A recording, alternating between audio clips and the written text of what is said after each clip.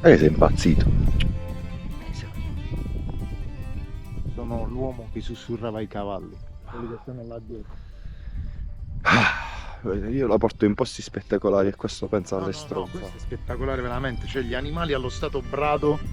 Dove siamo? Dove siamo? Dove siamo? Voglio vedere se hai studiato. Dove siamo? Parco Nazionale del Pollino? Parco Nazionale del Pollino. Ma sai che cosa vedremo oggi? No.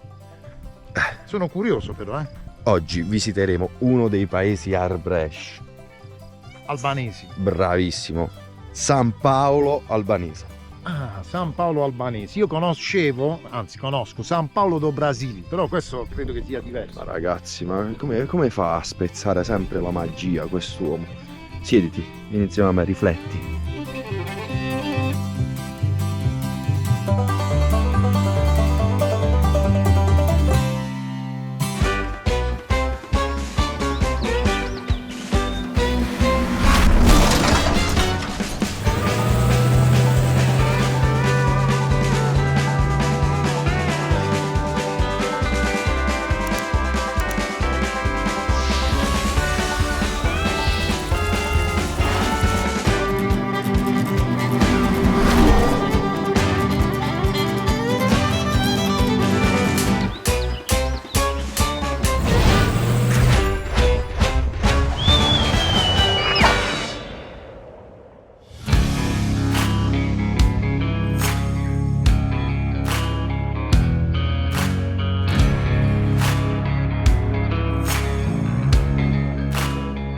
Viuzze strette, casine graziose. È un paesino piccolo ma bello, devo dire. Classico borgo caratteristico della Basilicata. D'altronde dicono sempre che nella botte piccola c'è sta il vino buono, no? Ma tu non sei curioso di saperne di più? Io sono sempre curioso di E sapere. a tal proposito Beh, abbiamo Vincenzo. Benvenuti piacere. ragazzi, benvenuti a San Paolo albanese. immagino che tu sia uno dei contatti, dei tanti contatti preziosi di Gabriele. Sì, sono una guida ambientale escursionistica e vivo qui a San Paolo.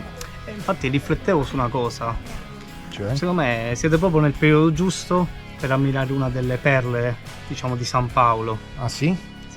Ma non sveliamo tutto, Vince, quelle cose che ci siamo detti, teniamocele per noi e regaliamoli una sorpresa. Ah,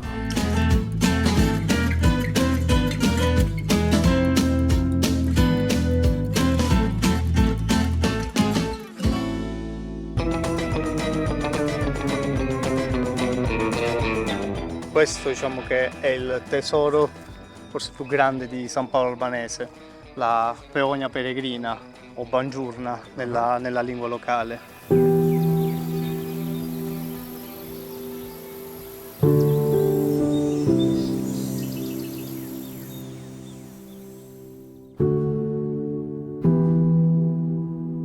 Questo è un fiore tipico proprio della nostra montagna, perché è molto raro, cresce solo qui e fiorisce solo nel mese di maggio, quindi lo troviamo solo per 20 giorni l'anno.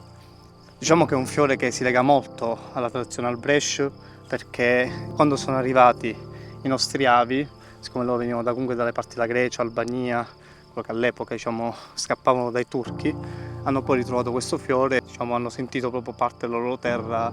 Cioè è un elemento che lega i due territori. Anche perché mi dicevi che fiorisce anche nei Balcani questo fiore. Sì, lo troviamo anche nei Balcani, che in molti paesi è un fiore molto rappresentativo. Questo rosso rubino, che ricorda un po' l'incarnato della delicatezza delle donne, è qualcosa di veramente straordinario. Vincenzo, grazie quindi. Oh no, grazie a voi.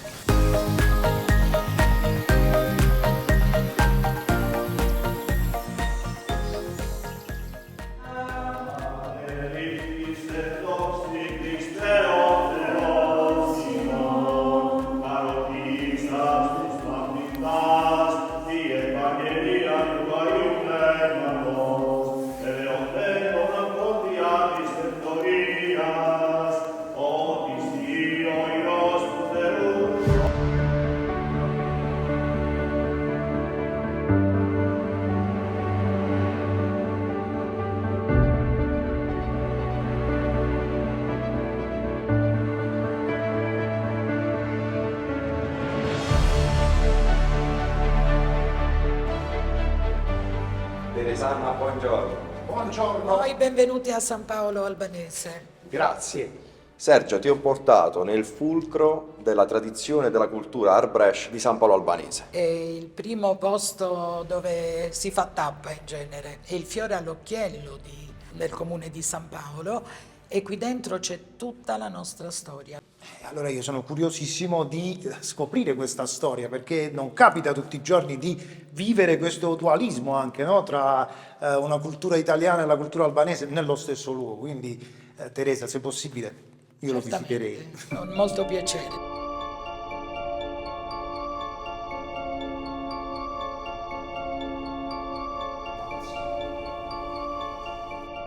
Le nostre nonne trasformavano la ginestra in tessuto. Le fasi erano lunghe e laboriose, erano 13 le fasi per arrivare poi al tessuto finito.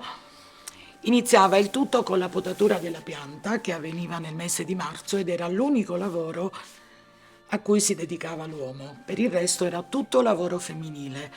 La raccolta della ginestra, il trasporto, la preparazione dei mazzetti. Le signore si sedevano nel vicinato e preparavano i mazzetti di ginestra. Dopodiché li mettevano in una grossa pentola a bollire per alcune ore, la lasciavano intiepidire e avveniva la fase della scavezzatura. Veniva tolta la parte verde e rimaneva la fibra.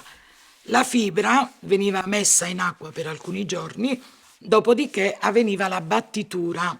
Con questo attrezzo che si chiama cupani toglievano la fibra dall'acqua e iniziava la fase della battitura.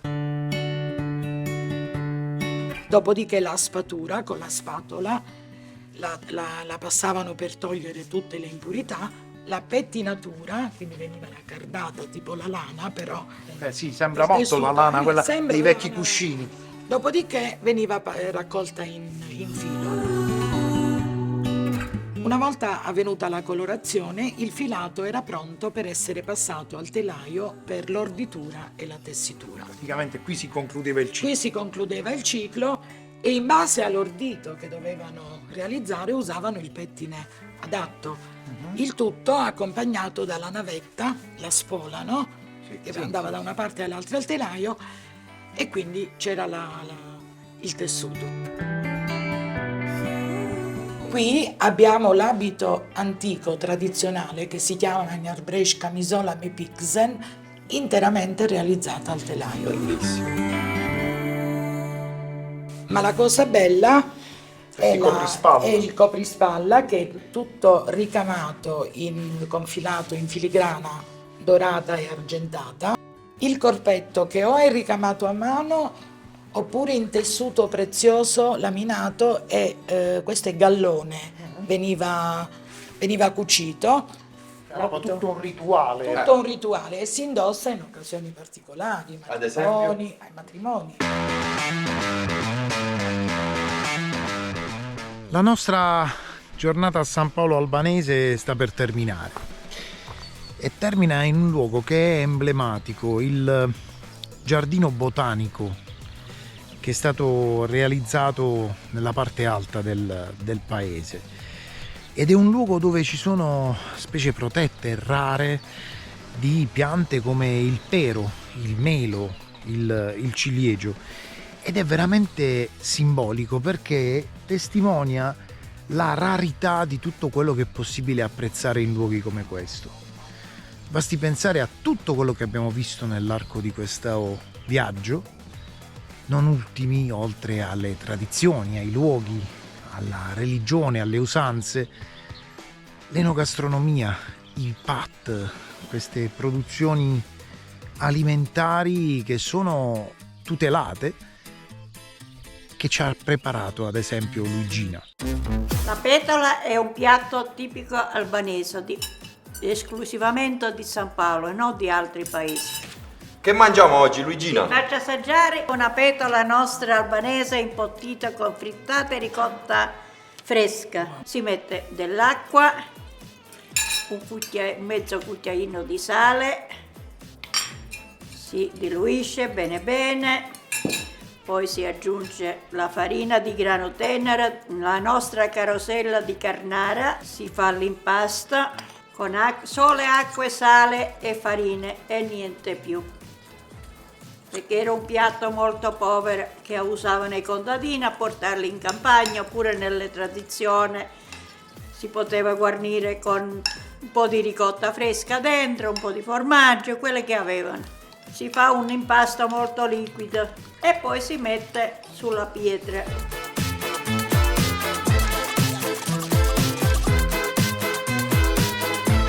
Io devo veramente ringraziare Gabriele, ma non soltanto lui, ma anche Vincenzo che è in sua compagnia, perché siete stati veramente due angeli custodi, diciamo così, in questa... Meno male, ogni tanto un po' di riconoscenza. No, diciamo, no, questo- ma grazie, perché veramente ho vissuto un'esperienza che è fuori dal mondo, nel mondo però. Cioè, Però perché ti siamo in posso dire Basilicata. qualcosa, proprio perché mi sento in vena poetica. Certo.